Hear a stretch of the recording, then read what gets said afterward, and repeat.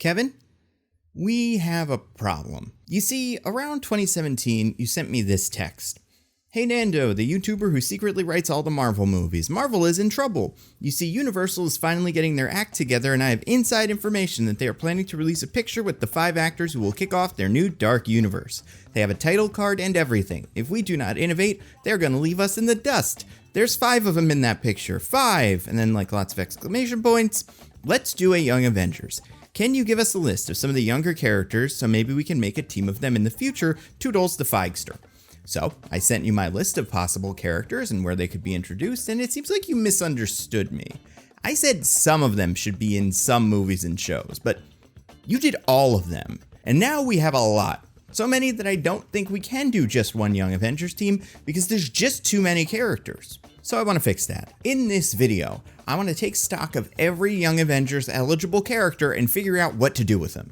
I'm going to go over how I think they can fit together and why, and this should help sort everything out. But first, here are a couple of characters that fit the age range, but I doubt will make it onto the team. Love. She's perhaps too young for this and also seems to be plenty busy in space. I have a feeling these Young Avengers are going to be largely Earthbound. T'Challa. I've said it before and I'll say it again. I think he's getting shot with the time gun and turned into a 25-year-old, so he will also miss the opportunity to be a Young Avenger. Red Dagger. I think if we ever see him again, he's going to be in the 2nd season of the Miss Marvel show. Cameron. Same. Groot. I don't know how old Swole Groot is supposed to be, but like with Love, I think this team will be Earth-based, and he won't hang around long enough to be part of it if he comes back at all. Crystal. Hey, Black Bolt's back. Why not Crystal? Here's why. No one remembers that she was on that show. Her plotline was the dog is hurt, let's spend 3 episodes in a barn. Not needed. Also, I'd say she's in her mid-20s at least. Sprite. Kid-like, but not a kid, which means it would be weird if Sprite were hanging out with the kids. Spider-Man. Okay, so 2 things here. First, I don't know how frequently Sony lets Marvel use Spider-Man, but I'm guessing he's going to be called back mostly for full-on Avengers movies. And second, I don't think he can go from being an actual Avenger to a Young Avenger. Even if he's on the younger side, I don't think Spider-Man gets sent back to the kids' table. So now that they're out of the way, let's look at the characters that I believe will make it onto the team, starting with Kate Bishop. So here's our team captain. Kate is in the perfect spot. She spent a few days training with the original Hawkeye and does not have a clear path going forward. She is not an official Avenger, and it does not seem like anyone besides Hawkeye and a few other characters even know she exists. But Kate loves superheroes and desperately wants to be one, so she's going to start a team. Age. Kate is in college. According to the MCU wiki, her birthday is somewhere in 2002, which should make her around 23 in the current MCU year of 2025. Location. Kate is currently based in New York. It's unclear where she went to college, although the Stain Tower, which Kate destroys in episode 1 of Hawkeye, is apparently in New York according to the Marvel wiki. It's worth noting that in the comics, Kate is also from the East Coast, but eventually moves to LA and becomes a private eye. Powers. Kate is an expert marksman. She's mostly known for using a bow, but can also do the quarter flick trick with minimal training, so I think her skills would transfer to any projectile weapon. We learned that she won a basketball tournament in high school. She is also an accomplished hand-to-hand combatant with a black belt in karate. She's also an award-winning fencer. I would say Kate's best attribute is her ability to improvise. In fights, she's able to use all kinds of different weapons in the environment to keep her opponents on their back foot. For example, she beats up Kazi, some sort of skilled assassin, with a shopping cart. Super friends. Kate is air quotes partners with founding Avenger Hawkeye, and even knows his secret family. She's also sort of friends with Yelena. Villains defeated. This is the weird one. Kate has defeated a lot of baddies during her short run. She took down the Tracksuit Mafia, beat up Kazi, held her own against Yelena and Echo, and then handily defeated Kingpin. So she's friends with an OG Avenger, is skilled in all kinds of weaponry and martial arts, and has beaten a boss-level villain. I think this makes Kate the obvious choice to lead the team. Plus, fans really like her. She's skilled, serious, but also down to earth, just like the original Hawkeye. And I'm willing to bet she has the 2nd most screen time out of everyone I'm going to talk about, right behind Miss Marvel. Yeah. Kamala Khan, Nightlight, the Jersey City polymorph. Now I'm writing this without knowing really what the Marvels is, and especially not knowing where it ends. But I'm going to assume Kamala survives the movie and ends up back in Jersey City, and she goes back to having a normal life. Age. Iman Vellani, the actress that plays Kamala, is 20. But according to her wiki, Kamala is somewhere around 17, which makes sense since the first episode begins with Kamala taking her driving test, which you do around that age in Jersey. Location. Kamala is an East Coaster. She grew up in Jersey City, New Jersey. She's currently in space, but I'm willing to bet when she comes back, it's back to Jersey, because nobody ever really gets out. Powers. Kamala has the power to create hard-like constructs that usually embiggen some part of her body, although she can also make platforms. I don't hate the power change as much as I expected to, but I do wish she couldn't do that. Just make her big stretchy legs with the hard light. I don't know. The power comes from an artifact from another dimension. In the Marvels, we're probably going to learn more about where it came from, but so far it's from somewhere else. Kamala is also some sort of mutant. I'm not sure what her power is. Does she need the bangle to use it? Does her mutant power turn the bangle on? Or does she have a completely different mutant power that we just have not seen yet? I don't know. Super Friends. The big ones here are the other Marvels and probably Nick Fury if he's still alive during that movie. I have a feeling when everything is all done, Carol stays in space, Monica works on Earth either with the Avengers or S.W.O.R.D., and Kamala goes back to being a kid. Villains defeated.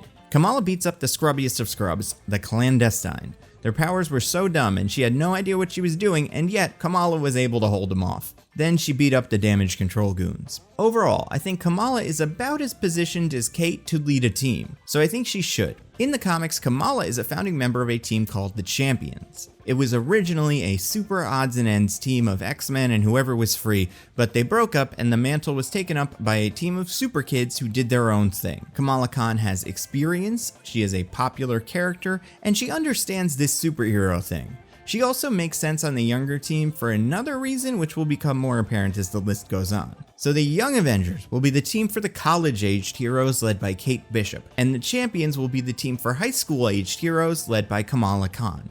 And the teams can have different objectives. The Young Avengers can be a team sanctioned by the Avengers to train the next generation, while the Champions can be the younger crowd who are deemed too young to be superheroes, but start their own secret group to do it anyway. Young Avengers amateurs, Champions vigilantes. Okay, so who's next? Wiccan. This one is tricky. I'm gonna go out on a limb here, and I may be way off, but I don't think I am. It sure seems like this actor, Heartstopper's Joe Locke, will be playing some version of Billy, Wanda's fake kid from another dimension or whatever, in Agatha, Coven of Chaos. What am I basing this off of? He looks like Billy, and this show is about Agatha, and also Billy is the more important of the twins, so if we're getting one, it's probably Billy. How does this play out? I have no idea. Magic, multiverse, Mephisto, chaos, Darkhold, clone, Kang, nonsense. Any one of or a combination of these words could be the explanation. What does this mean for the character? Well, he could have original Billy's memories, or he could have amnesia. Either way, I bet this character ends the show as a Billy very close to the one we met in the Young Avengers comic. It's worth noting that Billy is one of the founding Young Avengers. Originally, he went by Asgardian, but once we learned more about him, it was clear that he was more chaos magic-y. And he's been a big part of the comics, perhaps the most significant of the original Young Avengers, second only to Kate Bishop, although I would not call her a founding member since she is not there at the beginning. Age. Joe Locke is 19, which means he could play anywhere from 16 to 20 if we're being very generous. This means he'll probably make more sense in the Champions. Now, he's not really the same as those other guys, since because of multiverse nonsense, he could be more mature than the Champions, but as it stands, he seems to fit in best with the high schoolers. Location. I assume Coven of Chaos takes place mostly in Westview, New Jersey, so another East Coaster. Powers. We do not know the extent of this Billy's powers yet, but if it's anything like his WandaVision counterpart, Billy has some sort of vague magical powers. Honestly, it's kind of like a Jedi. He can move things with his mind, sense disturbances in the Force, and probably other stuff too, like he can kind of see the future.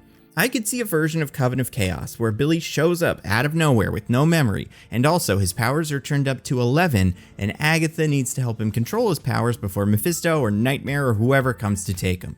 So he may be far more powerful. Who knows? Super Friends. If he is the WandaVision version, he knows Wanda, Vision, and Monica Rambeau. If not, he's just gonna know Agatha and whoever else is in that show. Villains defeated. Some goons? That's about it. Apparently they were gonna fight the rabbit in a deleted scene, but so far, Billy hasn't done much on screen. So I think Billy ends up on the younger team, and that makes sense. He's raised by a villain and barely has any connections to the active Avengers, so how would they know to recruit him for their team? We already did Billy, might as well do Tommy. Yes, Tommy is Billy's twin brother. He's the one with super speed who looks and acts like Quicksilver again. I get it. I've had stuff due at the last minute and just had to go, his name is Speed? But he does exist. Except He does not exist in the MCU anymore. Tommy, like his dad and brother, was a creation of Wanda's imagination, I guess, even though she also has those two children in at least one other dimension. I guess maybe she dreamt them originally and that's where the idea came from. Either way, there is currently no Billy or Tommy in the MCU. Except, like I said, it certainly does seem like we are getting another Billy in Coven of Chaos, but what does that mean for Tommy? He doesn't quite fit as well, especially since Coven of Chaos seems like it will be about all sorts of magical beings, and Tommy is a mutant, and not the sort of magic mutant that Wanda is. Tommy is just a plain old mutant, so he doesn't fit in well. Which does track with his comic history. After all, while Billy is a founding Young Avenger, Tommy is not. They had to find him later on. Turns out he and Billy were sent back in time and raised by different families. And while Billy's family was pretty typical, Tommy was put in prison because he used his speed powers to accidentally vaporize his school. And when Billy and Tommy met, it was clear that they looked exactly the same, so something was up, and eventually they learned about everything that happened with Wanda and Vision all those years ago. So Tommy joined the Young Avengers and took up the codename Speed, and he was fine. Kind of a jerk, flirted with Kate a bunch. Eventually the team disbanded and Tommy met up with a mutant named Prodigy, who Tommy would later go on to date. They both joined up with the second Young Avengers, and that's sort of Tommy's whole story. Age. If we think Billy is 16, I'm guessing Tommy is also 16. Location. Tommy is also from New Jersey in the comics and was sort of born in Westview, kind of. Powers. Like I said, he's fast. He can also create vibrations that do damage at range, but that's most of it. Super friends. In the MCU, Tommy knows Billy, Wanda, Vision, and Monica. If Billy does not know who they are, Tommy won't either. Villains defeated. The twins beat up a bunch of goons at the end of WandaVision. Here's the thing, I do not think we see Tommy immediately. In fact, I think a tease about Tommy would be a great stinger for a Champions movie. Someone looks at a computer screen and says, "Hey Billy, why does this guy look just like you?" And then we see Tommy. But I do not think he is a champion for a while. We gotta save somebody for the sequel. America Chavez. The multiverse-hopping, star-punching orphan is bound to make a second appearance in the MCU, and odds are it's on one of these teams. When last we saw her, America was training with Doctor Strange at Kamartaj, learning your basic MCU magic along with the Green Minotaur that doesn't have any lines. But America is sort of a rebel. She does her own thing, and I would not be surprised if she skips out on the Sorcerer Supreme and his sidekick Steven to go do some shenanigans with friends her own age. In the comics, America was part of the second incarnation of the Young Avengers, along with Billy, Kate Bishop, and a bunch of others who we'll get to. She is a shoo-in for one of these teams, especially because she could have some multiversal connections.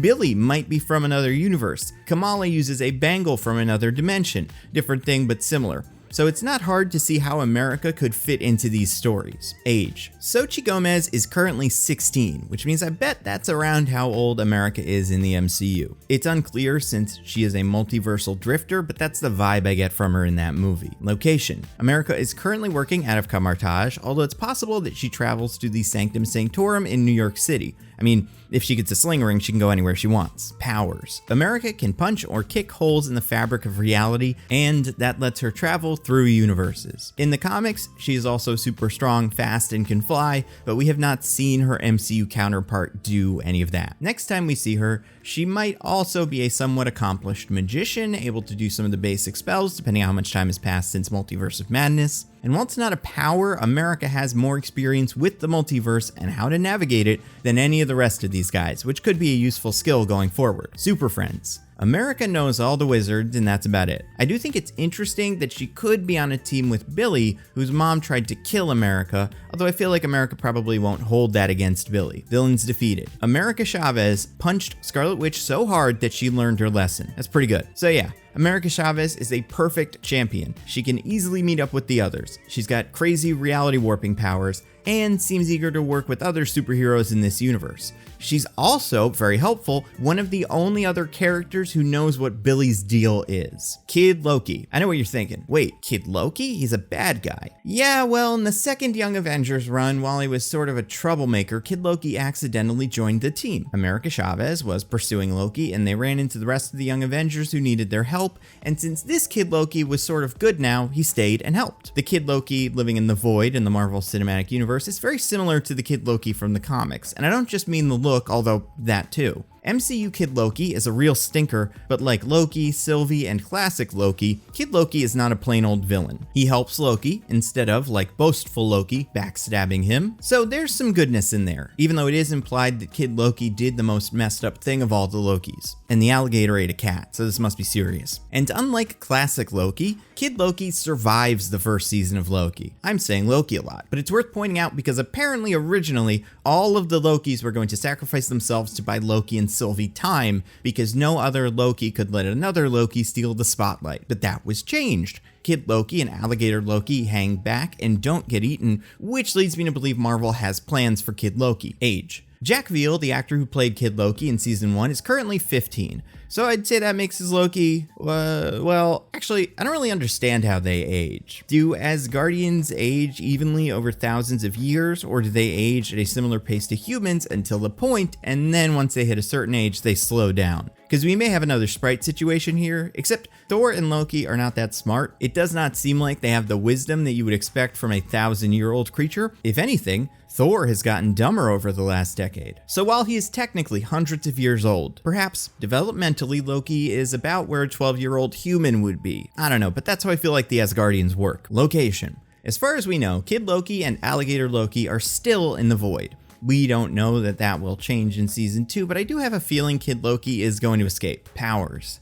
Kid Loki has your typical Loki power set. He has command over various forms of glowy green magic. He can make illusions, he can whoosh a sword out of thin air. Kid Loki is also part frost giant, although it's unclear whether this Loki knows that or not. Presumably the other Lokis would have told him, but we have no proof that happened, so maybe he doesn't know. Kid Loki also seems attached to Alligator Loki, so I would not be surprised if when Kid Loki leaves the void, Alligator Loki goes with him. However, I could also see a version of season 2 where Kid Loki leaves Alligator Loki in charge of the void. Who knows? But if the two stay together, Kid Loki also has a pet friend that loves to bite hands. Super friends. Besides the other void Lokis, Kid Loki knows Loki, Sylvie, and a version of Mobius, and that's it. It is unclear what the Thor and the other characters from Asgard are like in his universe, so not really counting them. Villains defeated. Kid Loki was there when Loki and Sylvie defeated Eliath, but besides giving Loki a sword, Kid Loki did not really contribute that much. And Kid Loki managed to escape during the Loki Rumble, but we've never seen Kid Loki actually fight another character, so he might stink at it, or be amazing, who knows. In conclusion, I could absolutely see Kid Loki escaping the void, doing some dimension hopping, and bumping into the champions while they're doing their thing.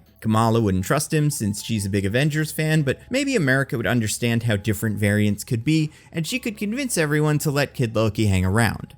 And he could be an ally that everyone is suspicious of. Those are fun, especially if in the end he does not betray the team, because in the end, Loki seemed to want attention and family, and saving the world with the champions would give him both. Ironheart. Finally, someone with an Iron Man suit. You cannot start a team in the Marvel Cinematic Universe without at least one suit guy showing up. Unless you're the Thunderbolts. Riri Williams is a student at MIT who is one of the smartest characters in the MCU. Like in the comics, the rules are if you want to be a super genius, you either need to be an established science guy like Banner, Stark, or Pym, or a child prodigy like Shuri, Peter Parker, someone who we will get to later, and Riri. She built her own Iron Man suit in a garage from an unspecified container of scraps. And Riri built a vibranium detector, something even Shuri did not think was possible. She's a relatively new character compared to the Young Avengers since she has not existed in the comics for even a decade, but it seems like the MCU Riri and the comics Riri are on largely the same track. She is going to create her Ironheart suit, fight some baddies, and then join up with someone else, possibly the Wakandans. There's not much more to say about Riri. She's got a generally positive attitude, she's clever, and she can fly. Age. Riri is college aged, and if anything, you'd kind of assume she's a child genius, so she may even be a teenager. Dominique Thorne, who plays Riri, is 25, but I could absolutely see her being 20 during the events of Wakanda Forever. Location. While Riri goes to school in Massachusetts and has spent some time in Wakanda, Riri is very specifically from Chicago, and I imagine that's where her show will take place. Powers. Riri can build all kinds of machines. Like Tony, she is a world-class mechanical engineer. She also has at least one Iron Man suit that she, up until now, uses mostly, I guess, for fun. Super friends. Riri knows the Wakandans and by extension their air quotes allies, the Talokanil. I don't know how much time they'll spend together, but she could link up with Shuri in the future. Villains defeated. Riri kept Namor busy for a while before she was incapacitated by Namora and almost died with the Wakandans because their plan was terrible. Hey Shuri, not to nitpick, not unlike my podcast, mostly nitpicking, I get needing to fight Namor in the water. Guess that's where he is. But your plan is not to fight everybody there. Your plan is to sort of stage a fight to draw him out so he can be captured and defeated in the ship. So why not have a second ship or a plane or something? Wakandans have tons of planes. Why not bring a couple, hide them, and once Namor is caught, everybody bails. Either way, Riri has gone up against one of the strongest heroes on Earth and held her own. She also killed a bunch of FBI agents, but I guess who cares? So Riri has a connection to Shuri, an Avenger. She's college-aged, and she's proficient enough with her superpowers to do things no one else thought possible. She's a perfect candidate for the Young Avengers. Perhaps after her show, she is recruited by Hawkeye or whoever leads the team, because he heard what she did for the Wakandans and thinks she can help. Stature. The first Young Avenger to make an appearance in the MCU was Cassie Lang, aka I think Stature, although it's not super clear what her superhero name is. When we meet her, she's a very young child, but 3 movies and 3 actors later, she is now a young adult. Cassie is some sort of activist. She fights the power, be it Kang or just the cops, and she ends up in jail. Cassie's a chip off the old block. Age. Catherine Newton, the current Cassie Lang, is 26. However, and this is tricky to track, in Ant-Man 1 we see Cassie's 6th birthday party. Ant-Man 1 happens shortly after Age of Ultron, which takes place in 2015, so Cassie turned 6 in 2015. Apparently, Quantumania takes place in 2025, which means in Quantumania, Cassie is 16, which she isn't. Because, according to Peyton Reed, the director of 2.5 Ant-Man movies, Cassie is 18 in Quantumania. So what? Who cares? Well, I think it is telling. I think they want Cassie to be a part of the older Avengers team. She's going to be one of the college-age superheroes instead of one of the high schoolers. Otherwise, why make that change? They want a slightly older Cassie. Location. Cassie lives in San Francisco, another West Coaster. She might live with the Pyms, who she calls her grandparents, which, was there a gas leak? Did I miss something? Since when is that the relationship between these characters? Scott and Hope aren't married, right? Who knows? Anyway, San Francisco. Powers.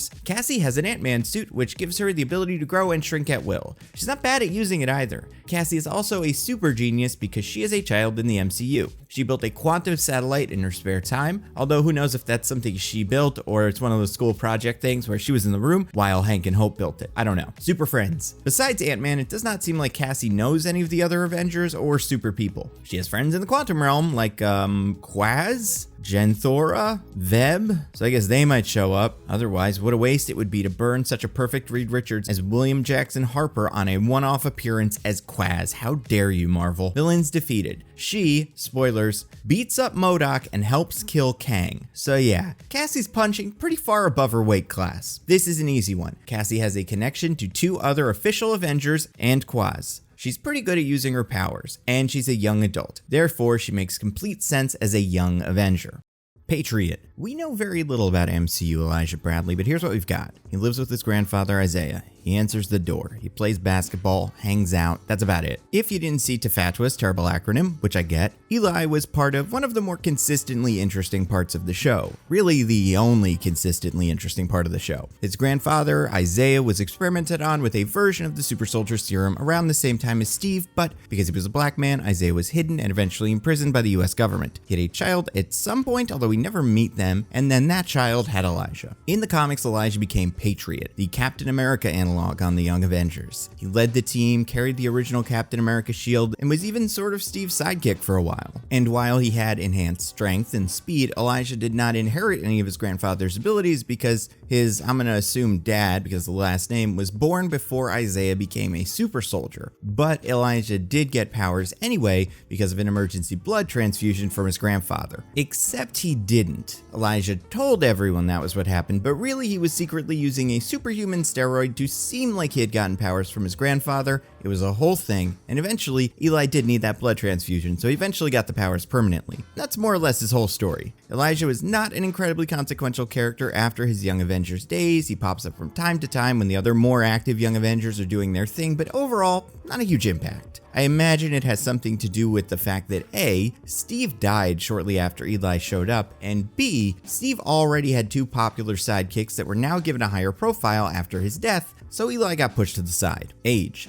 Elijah Richardson, the actor who plays Eli, is 20, and we don't really have anything else to go by when it comes to figuring out MCU Eli's age. I'd bet he's like 17 or 18. Location. Eli lives with his grandfather in Baltimore, Maryland. Powers. Like I said, in the comics, Eli was able to pretend he picked up super soldier powers after a blood transfusion from his grandfather, but he faked it using super steroids. So far, there's no indication that they are doing either of those things from the comics, although based on the story Isaiah tells, it does seem like Isaiah cannot have had a child after getting the powers since he was pretty quickly imprisoned. So I wouldn't be surprised if Eli does the steroid thing in the MCU, but perhaps via the power broker instead. Super friends. Eli knows his grandfather, obviously, and has also met Bucky at least once and Sam a few times. You can add Eli to the ever-growing list of potential Sam sidekicks alongside Joaquin Torres, who's like 30, and Bucky. Villains defeated.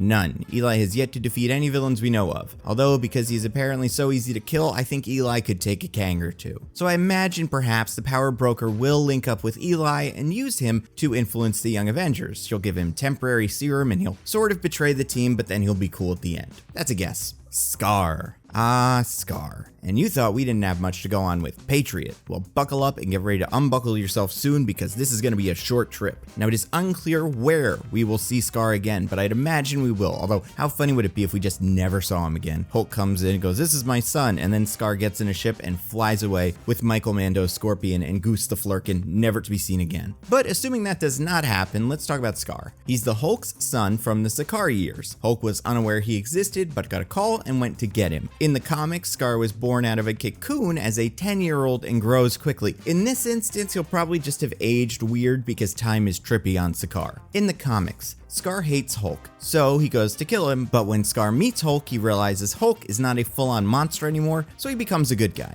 He works with Hulk for a bit, then joins Norman Osborn's Dark Avengers for a bit. He's a lot like Akihiro, Wolverine's secret son who wanted to kill him but now is cool. In fact, this happens a lot in comics. The Scar we met at the end of She-Hulk seems to be a more well-adjusted Scar, since he does not immediately try to kill the Hulk, or at least they've worked it out by the time they get to Earth. And he just sort of stands there. He has an interesting haircut. Besides that, nothing. It's worth noting that while the comics Young Avengers had a Hulk analog in Hulkling, he was actually a Skrull posing as a young Hulk hero. So there was not a young Hulk on that team. The Champions had another Hulk child, Amadeus Cho, which some people have suggested is who Steven Yeun is cast as, which I think is not it, but Marvel has done weirder things. I do not think Scar really worked. Like I said, this trope has been done to death. Besides Akihiro, you got Jason Todd, Arsenal, Legion, and Proteus, sort of, Vulcan, and Obsidian. Now, not all of them have shown up on screen, but in the MCU, this is Loki's whole deal. Daddy issues that cause him to lash out before being a good guy. So I don't really know where Scar ends up here.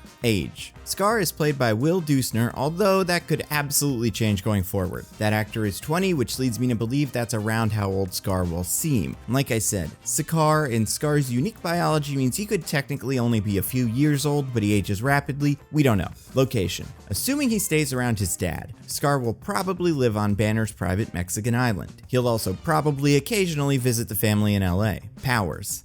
I guess Hulk powers? In the comics, Scar can control earth and lava based off his connection to that power held by his mother's people, but who knows if that shows up in the show. Super friends.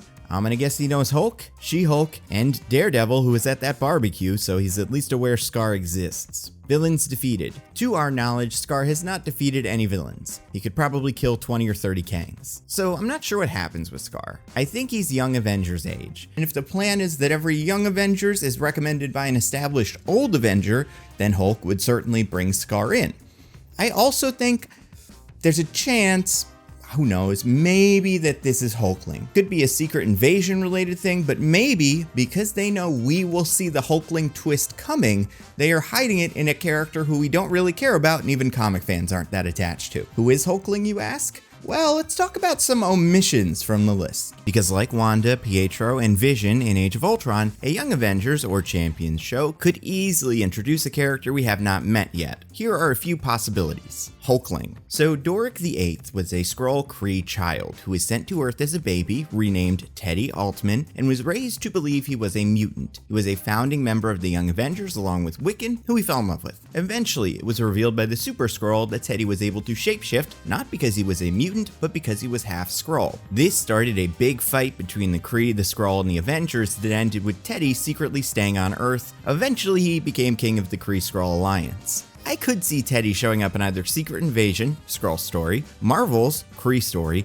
or Coven of Chaos, Billy's probable introduction. And you could disguise him as any new character since Teddy can shapeshift. So I would not be surprised if a character we are not familiar with, but gets a lot of attention from Fury or Carol or Agatha, turns out to be Hulkling in a pivotal moment. And no matter how old he's been in the books, I'm certain he'll be the same age as Billy since the two pretty quickly develop feelings for one another. So Hulkling would be a great champion. There's even an actor, Miles Gutierrez Riley, who is cast on Coven of Chaos and could definitely fill that role. Who knows? If we meet Billy, he may already be in a relationship with Teddy. Amadeus Cho. Not going to spend a ton of time here because I doubt they would introduce a third Hulk child this quickly. Yes, I know Teddy is not actually a Hulk, but he's green and calls himself Hulkling. But maybe Amadeus Cho won't be a superhero yet, because even without his totally awesome Hulk powers, Amadeus Cho is the 8th smartest person on Earth because, again, child prodigy. He can serve as the champion's guy in the chair, or even Tony Stark's stand-in minus the suit, and later be exposed to gamma radiation or whatever. Like I said, I doubt this is who Steven Yeun is playing since he's way older than Cho is usually, and I think the fun of the character is that he is a kid. Also, his mom, Helen Cho, was the scientist in Age of Ultron who fixed Hawkeye and wanted to break off a piece of Thor, so I think it's likely that we see Amadeus Cho, but I doubt it's Steven Yeun. Nova. The tough part of Sam Alexander is we have not met Rick Ryder yet, and also the Nova Corps, as they've been established in Guardians 1, are less super powerful Green Lanterns and more average space cops. Sam would not be able to find the helmet, put it on, and get superpowers. I mean, he could, but that's not how it works now. Still, it is likely we get a Nova or something eventually, so I would not be surprised if Sam cameos there and joins the Avengers for their second movie or show. White Tiger. She will be important later, even though most people don't know a ton about her besides how she used to be in the meta and now she's not, but it is rumored that Ava Ayala, the avatar of the White Tiger god, will show up in Daredevil Born Again, played by Wednesday's Jenna Ortega, and I think it makes sense. Only thing is, I'm not sure she needs to join either the Young Avengers or the Champions. It feels like she might make more sense on the second incarnation of the Defenders, made up of heroes like Daredevil, Echo, and Jessica Jones when she's eventually reintroduced. She could even be on a Midnight Suns team, but that team is already pretty full, and it seems like it'll be more of a UK thing. Squirrel Girl. Okay, so Doreen Green has always been young. Her series Unbeatable Squirrel Girl established Doreen as a high school student, and I bet that's where she'll start in the MCU. However, I am really holding out hope for a Great Lake Avengers something, and that's the team I believe she needs to join first. Marvel Boy. One of my special presentation pitches was for a series about Novar, and I think it's still the right time to introduce him. Like Hulkling, he'd fit right in as part of Secret Invasion or the Marvels. There is speculation that Park Seo-joon, the friend from Parasite with The Rock, will be playing Novar in the Marvels, although that feels like wishful thinking because outside of the setting of the movie and the fact that he is a heartthrob, I don't see any evidence that Park Seo-joon fills this role. He's also 34, which is really pushing it age-wise. Currently, the oldest member of one of these teams is his comic girlfriend Kate Bishop, who is currently played by a 26-year-old. So this one feels possible, but unnecessary. I think we may be reading a bit too far into it. Iron Lad. You can never have enough Kangs, so this is definitely possible. Iron Lad was a kid with an Iron Man suit who assembled the Young Avengers, and eventually it was revealed that he was actually a younger version of Kang who wanted to escape his fate as a conqueror by going back in time and becoming a good guy. He did a couple things, killed Kang, and then sacrificed himself to save the other Young Avengers. He did kind of come back as Jonas, the Young Vision, however, I do not see that as even being close to possible considering the next one we're going to talk about. I think Riri takes the spot of Iron Lad in the Young Avengers as the Iron Man analog, and we just skip Iron Lad. He's too complicated, and I get the feeling that we'll be pretty Kanged out by then. If we wanted to though, Iron Lad is an easy cast, since we have an actor named Spence Moore who plays a younger version of Major's character Damien in Creed 3, so if we needed to cast someone, he's a solid pick. We could also do the What We Do in the Shadows thing and put the Major's face on a young child's body like Colin Robinson. That could be fun. Viv. So the Vision analog it seems we will get is Viv. She's the Vision's daughter from that time he sorta lost it and built a family. It didn't go super well. Great book though by Tom King, and that is my Nando comic recommendation of the video. See, I told you I'd forget, but I remembered this time. Without spoiling the book, Viv has made it into other stories since then, most notably as a founding member of the Champions. And with Vision getting a solo show called Vision Quest very soon, I can absolutely see Viv joining the team. And wouldn't it be interesting if the MCU Champions had both Viv and Wiccan sort of almost step-siblings? Miles Morales. Another champion we have not met yet. In fact, the last original member of the team is Miles Morales, and for the same reason I don't see Spider-Man joining a team like this, I think Miles is also doubtful. The Sony contract would make this difficult, and both rosters are already looking pretty full. Maybe after Disney inevitably buys Spider-Man or whatever, we will see Miles join the champions, but until then, I'm just not banking on it. Power Man. I keep forgetting there was a second Power Man, or I guess third. Victor Alvarez was a kid from Hell's Kitchen who got super strength via chi powers, so he's sort of Luke Cage mixed with Danny Rand. And here we thought all that fan fiction about the two that I have not seen but definitely exists wasn't helping. Victor is the son of Shades and was sort of mentored by Cage and Rand. He is currently on the Thunderbolts. I do not have strong feelings one way or another on Victor. I think it's tough to introduce him as a Luke Cage successor and to not have him join the Defenders, but I also don't see Victor as a super high priority in general. Swordmaster, another character most of us know from Marvel Snap. Had to bring up Lin Lee here because he, like Victor, is another hero for hire successor. In Lee's case, he's the current Iron Fist. So I have the same problem here that I did with Victor, but worse. We don't really like the original Netflix Danny Rand. So before you introduce his successor, you probably need to reintroduce the concept, and it does not seem like one fans are clamoring for. As Swordmaster, Lee has a good shot at joining a team, but he's not known for being a Young Avenger or champion, but an agent of Atlas where he is joined by other Snap alumni, Wave and Arrow. I think if we see Lee, it's there, and they should make that Agents of Atlas show led by Jimmy Woo that people have been asking for a while. Call me Marvel, I have ideas. Moon Girl. Lunella's profile has been raised significantly by her excellent cartoon Moon Girl and Devil Dinosaur, and I think she might be one of the more likely additions in the future. She is the smartest character on Earth in the comics, she makes fun inventions, and her best friend is a big red T-Rex. I could see a Moon Girl series happening eventually that ends up putting Lunella onto the champions, but it's gonna take a while, so I think it's unlikely she'll be a founding member. Prodigy, another kid super genius kind of, this time a mutant. David Alline has the ability to copy the knowledge of those around him. Originally it faded away after they left David's vicinity, but that was eventually revealed to be a mental defense mechanism David created subconsciously, so now David's able to recall all of that knowledge. Science, history, fighting styles, cooking, Prodigy has everything. And besides being a part of a few X teams, Davis joined the Young Avengers for a bit where he met and started dating Speed. Here's the thing with Prodigy, I don't think we need another super genius yet, especially one who would be working on a team with the other super geniuses. But there might be something here since if we wait for the X-Men to go through enough stories to get to Prodigy, we'll all be dead. So I think this is possible but unlikely. So that means the Young Avengers would be Kate Bishop as team leader, Ironheart, Stature, Patriot, Scar, and maybe Marvel Boy. And the champions would be Miss Marvel as the team leader, America Chavez, Wiccan, Kid Loki, and then probably Hulkling and Viv, with Speed joining later on. And look at what we have here. One team is mostly traditional Avenger adjacent heroes, Iron Man, Cap, Ant-Man, Hulk, Hawkeye, and Captain Marvel, while the other is composed mostly of magic adjacent heroes like Miss Marvel, America Chavez, Wiccan, and Kid Loki. And also, about half of the Young Avengers are either connected to or just from the West Coast. Kate in the comics, Cassie and Scar in the movies. While most of the champions are from around New Jersey. Kamala, Wiccan, Speed, maybe Hulkling, maybe Viv, with the other two being able to get wherever they need pretty quickly via magic. So what if Kate and Patriot move to LA for a fresh start, Riri transfers to Caltech or gets a job in Silicon Valley, and the Young Avengers are actually a version of the West Coast Avengers,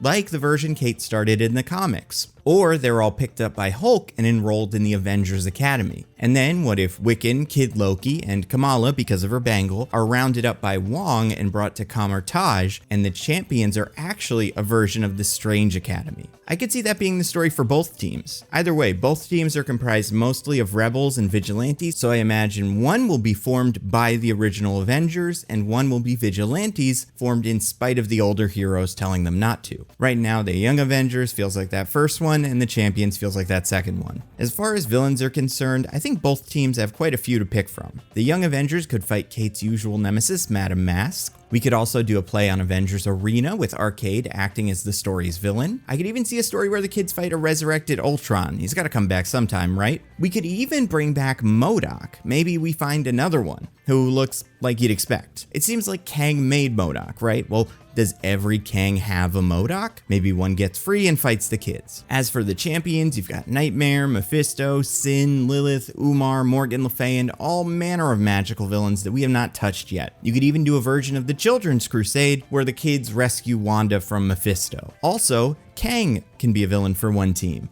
Or both, whatever. The people love Kang, I hope. The point is, Kevin. Remember, this is a video to you, Kevin Feige. These are the teams I think Marvel should establish. And then, when those are well established, we can do Power Pack, Future Foundation, New Warriors, Teen Brigade, and if there's time, the X-Men. And before you go, I want to talk about my next video. It is something that I've been meaning to make for a little while and was inspired by a tweet. The idea is, I think there's a lot of good stuff about Phase 4 that we really don't talk about as much. I don't want us to collectively throw the baby out with the bathwater. And honestly, when you start looking back, it's like, there's a lot of stuff in here that's really cool. So I made a video that is tentatively called 40 Minutes of Nando Shilling for Marvel Phase 4. And no, I did not make it because Kevin Feige is standing right off screen with a shotgun. That's a coincidence. And if you go to go.nebula.tv/NandoVMovies, you can see my new landing page, which is very cool. If you've ever been curious about what the deal is with Nebula and the exclusive videos and everything like that, you go to this page, it shows you everything. It'll update with whatever my next video is, so you know what that is. It talks about some of my working titles videos that are only there, some of my exclusive fan casting videos that are only there, all kinds of other stuff. You get a look at the class that I made about how to turn your fandom into a career. And you can watch videos by all of my YouTube friends like Patrick Willems, Scott from NerdSync, Captain Midnight, Hello Future Me, they're all there. And if you sign up using the link below, you can get a year of Nebula for a little over $2.50 a month. It is such a good deal, and genuinely, it is the best way to support the channel right now. Besides liking and sharing this video, by the way, which I hope you do. That is go.nebula.tv/NandoVMovies. I hope you enjoy it. Otherwise, thank you to everybody who supports the channel on Patreon, everybody who watches these videos early on Nebula, everybody that listens to my podcast, mostly Nitpicking, and everybody that follows me on Twitter and Twitch and all that. I am NandoVMovies on all those platforms. That's all I got. Stay safe, everybody. I'll see you next time.